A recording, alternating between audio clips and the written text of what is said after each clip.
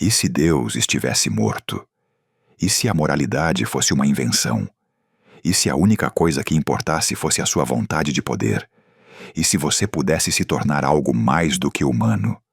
Bem-vindo a Assim Falou Zaratustra, de Friedrich Nietzsche.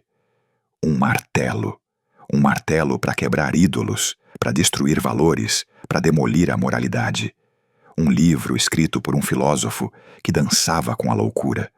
Um homem que nos ensinou a rir, a dançar, a nos tornarmos deuses. Para entender Assim Falou Zaratustra, é preciso entender Nietzsche. Friedrich Nietzsche nasceu em 1844, na Prússia. Ele foi um filólogo, um poeta, um compositor, um crítico cultural. Ele foi um dos pensadores mais influentes e controversos da história. Ele foi um homem que viveu em constante batalha. Batalha contra a doença, contra a solidão, contra a incompreensão. Batalha contra a moralidade, contra a religião, contra a filosofia. Batalha contra si mesmo. Assim falou Zaratustra, é a história de Zaratustra, um profeta que desce de sua montanha para ensinar à humanidade sobre o além-homem. Mas o que é o além-homem? É o próximo estágio da evolução humana. É um homem que superou a si mesmo, que criou seus próprios valores, que vive de acordo com sua própria vontade, que é o mestre de seu próprio destino. O além-homem não é um super-herói, é um ideal, um objetivo, um convite para nos tornarmos mais do que somos. Mas para que o além-homem possa nascer, algo precisa morrer. E esse algo é Deus. A morte de Deus é o conceito mais famoso de Nietzsche.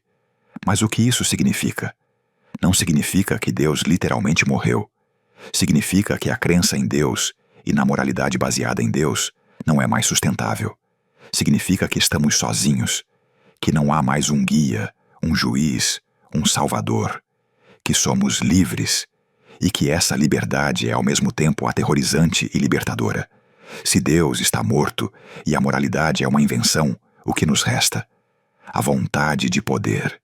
A vontade de poder é a força motriz da vida. É o desejo de crescer, de expandir, de dominar, de criar.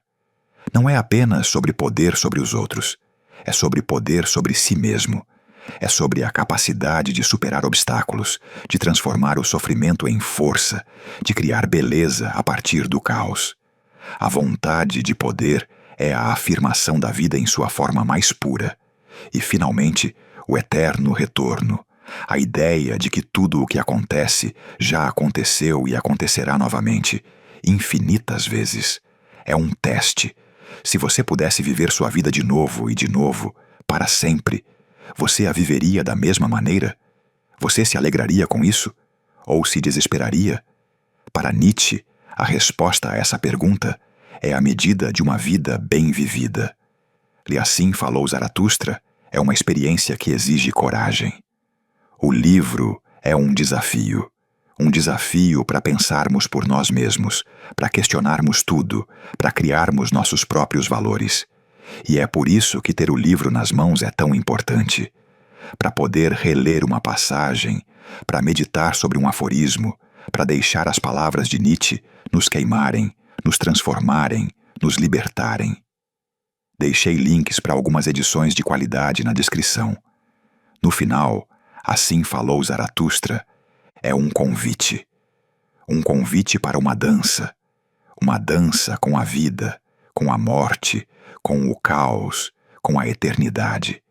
Uma dança que, como Nietzsche nos mostra, é a única coisa que vale a pena.